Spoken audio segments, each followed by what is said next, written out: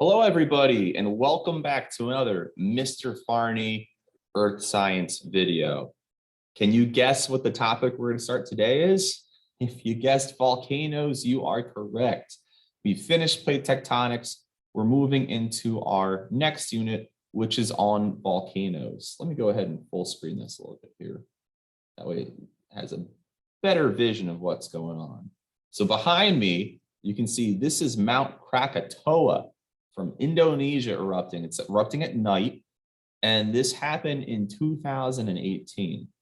As I let this play behind me, make a few observations. What's going on? What do you see? From my vantage point, I see the smoke cloud billowing up outside of the center. We have molten rock material being launched out of the mouth of the volcano there. Now, keep in mind, this material comes out of the volcano hundreds of miles an hour, and it's being thrown hundreds of feet into the air. Remember, this is a mountain we're talking about here. So all this material is flying out and falling down the mountain. It's covering great distance. It's very large. Some of the rock material can be as big as a car. So this is very, very dangerous if you are in proximity to, but luckily the camera is far enough away that we just get this really cool visual shots. During some of these eruptions that are going off here, you might see little arcs of lightning occurring. That happens in volcanic eruptions. It has to do with the friction that's being formed in the atmosphere around the volcano when all this material explodes out of the earth, like you're seeing it right there. It's kind of similar to the static properties that happens if you like rub your feet across carpet, then you touch like a metal door handle and the electricity arcs off of it. So hopefully when it resets here in a minute, and we get the eruption going again, you'll be able to see some of this lightning. So let's see if it's in this eruption. Yes, you see some lightning arcs within that molten material coming out of the mouth of the volcano. These are spectacular tectonic events, and we're going to learn a little bit more about where we can find them, a little bit about what makes them up, and yeah, their structure, all that fun things, and what to look for if you happen to, come across a volcano. So I'm going to go ahead. I'm going to pause Krakatoa. I'm going to switch over to our slides here, and we are going to dive right in. So volcano. So again, we use the word volcano. What is a volcano? Volcanoes develop from magma, moving upward from deep within the earth. We know that it's convection and this differences in density within our asthenosphere that creates the overall movement. But depending where we are in the fault boundary that we're caring about, the magma is going to make its way to the surface kind of in slightly different ways.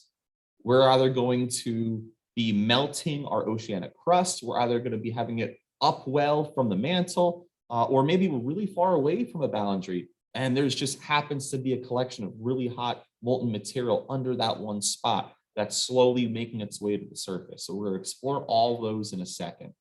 The basics, volcanoes, they're weak spots in the crust where molten material comes to the surface through some opening.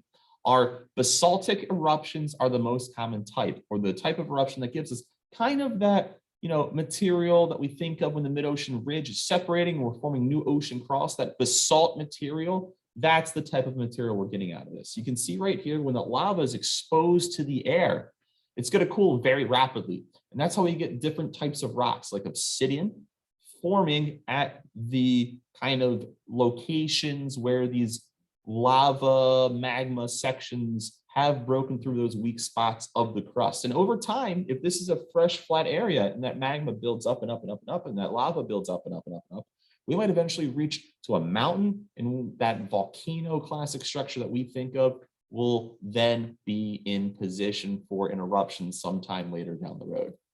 So our three main zones of volcanism that we're going to care about are three locations, places, or regions where volcanoes are most common. It's important for us to learn the zones because they're directly linked to the types of volcanoes that we find in those places.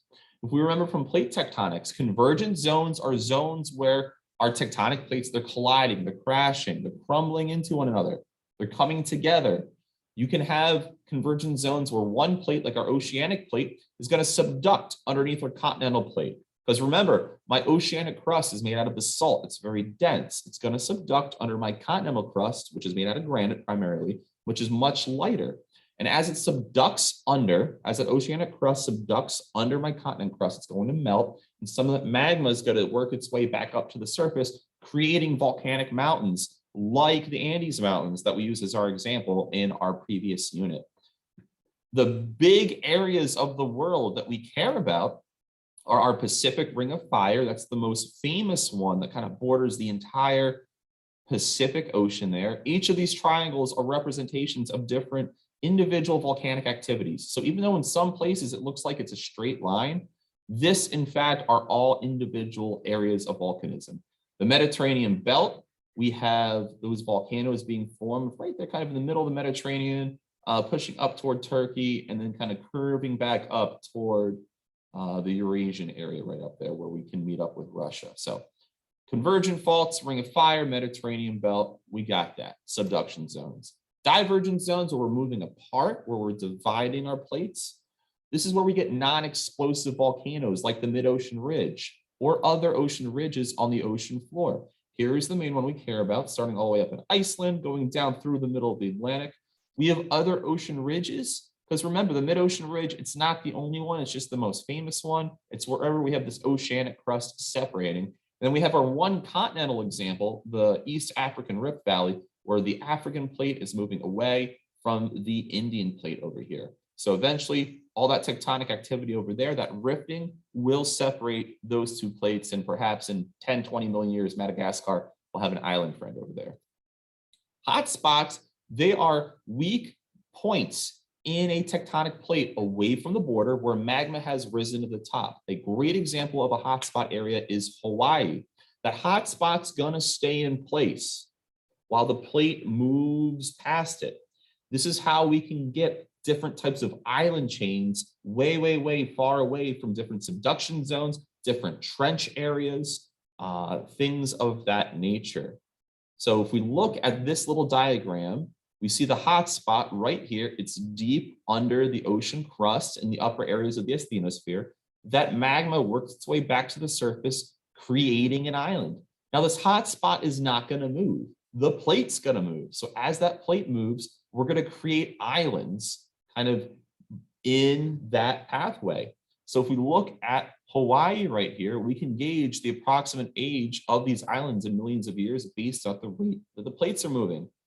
I'm not going to try to pronounce some of these, I'm very bad, but I can see Oahu, I think that's how you say that, is about 2.25 to 3.25 million years old, whereas present Hawaii is about only 3/4 million years old.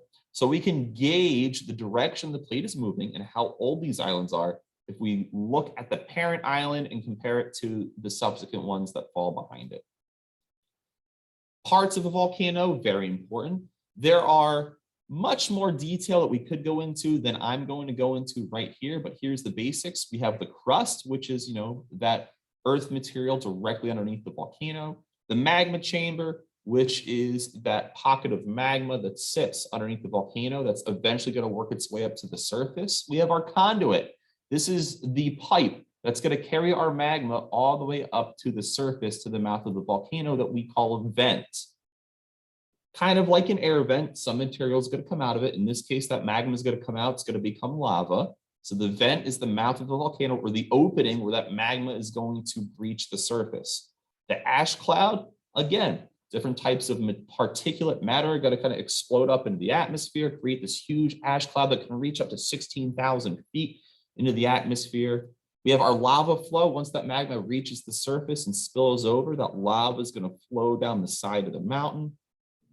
For some reason, if there's weak points in the sides of volcanoes, creates these little kind of like fissures going outward, we call that a side vent. It's kind of like the mouth of the volcano that we have the vent, the main vent of the volcano, but we can have side vents forming and then smaller cones that form off the side of a volcano. It's common. It just happens if there is weak points adjacent to the conduit. Mouths of the volcanoes can come in various shapes and sizes.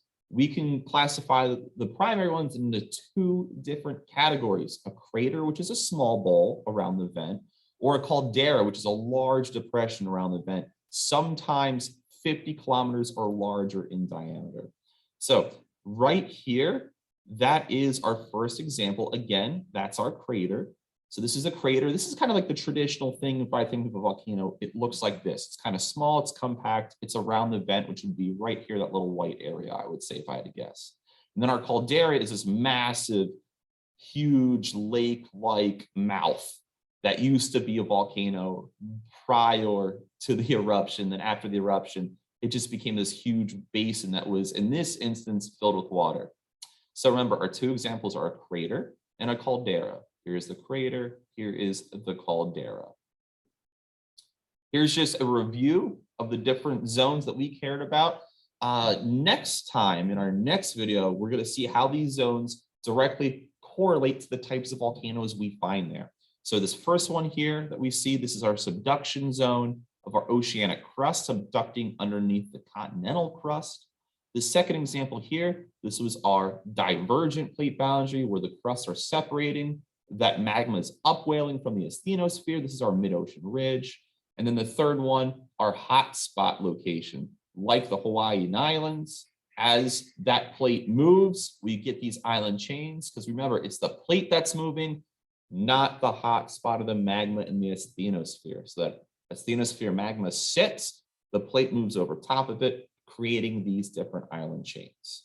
So I know we kind of went through that at a relatively fast pace. I encourage everybody to go back, rewatch portions of this video to help clear up any confusion you might still have. In the next video, we're going to take a look at the three main types of volcanoes that we care about for our class: composite volcanoes, shielded volcanoes, and cinder cones. Thank you all for watching. I greatly appreciate it. If you have any questions, please let me know. Have a great rest of your day, and we'll see you next time. Bye-bye.